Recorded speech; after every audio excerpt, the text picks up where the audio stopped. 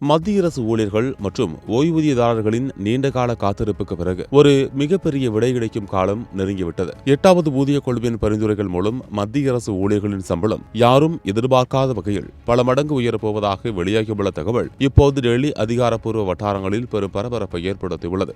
சுமார் 1,10,00,000 ஊழியர்களின் வாழ்வாதாரத்தை மாற்றப்போகும் இந்த ஊதிய குழுவின் பணிகள் தற்போது உச்சநீதிமன்ற முன்னாள் நீதிபதி ரஞ்சனா தேசாய் தலைமையில் விறுவிறுப்பாக நடைபெற்று வருகிறது. இன்னும் 18 மாதங்களுக்குள், அதாவது 2027ஆம் ஆண்டு பாதியில் இந்த குழு தனது இறுதி அறிக்கையை சமர்ப்பிக்க உள்ள நிலையில் ஊழியர் சங்கங்கள் முன்வைத்துள்ள பரிந்துரைகள் தான் இப்போது பேசுபொருளாகியுள்ளன. வழக்கமாக மத்திய அரசு ஊழியர்களின் சம்பள உயர்வு என்பது பிட்மெண்ட் ஃபேக்டர் எனப்படும் ஒரு குறிப்பிட்ட பெருக்கல் விதியின் அடிப்படையில் தான் கணக்கிடப்படும்.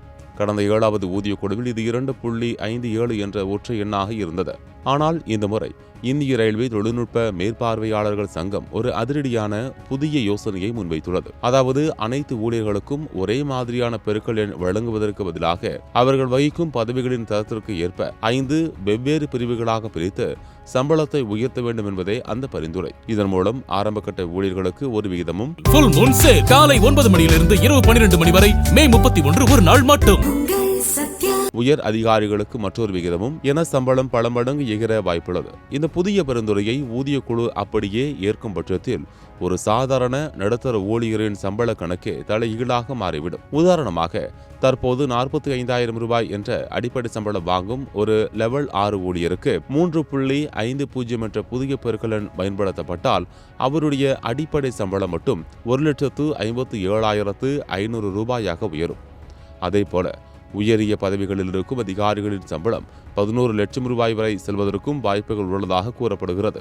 இது மட்டுமல்லாமல் ஜேசிஎம் மற்றும் பாரதிய பிரதீக்ஷா மஸ்தூர் சங்கம் போன்ற அமைப்புகள் குறைந்தபட்ச ஆரம்பகட்ட சம்பளமே 69,000 முதல் 72,000 ரூபாய் வரை இருக்க வேண்டும் என தனியாக தங்களின் கோரிக்கைகளை வலியுறுத்தியுள்ளன.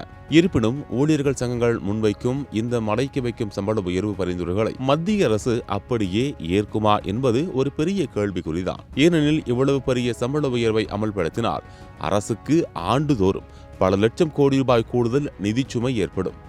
எனவே நாட்டின் பொருளாதார சூழல் மற்றும் நிதிநிலையை முழுமையாக ஆராய்ந்த பிறகே மத்திய அரசு இதில் ஒரு இறுதி முடிவை எடுக்கும். எது எப்படியோ அடுத்த ஆண்டு ஜூன் மாதம் ஊதிய குழுவின் அறிக்கை வெளியாகும் போதுதான் மத்திய அரசு ஊழியர்களின் இந்த பிரம்மாண்ட கனவு நிஜமாகுமா என்பது தெரியவரும். அதுவரை ஊழியர்கள் மத்தியில் இந்த எதிர்பார்ப்பு குறையாமல் இருக்கும் என்பதில் சந்தேகமில்லை.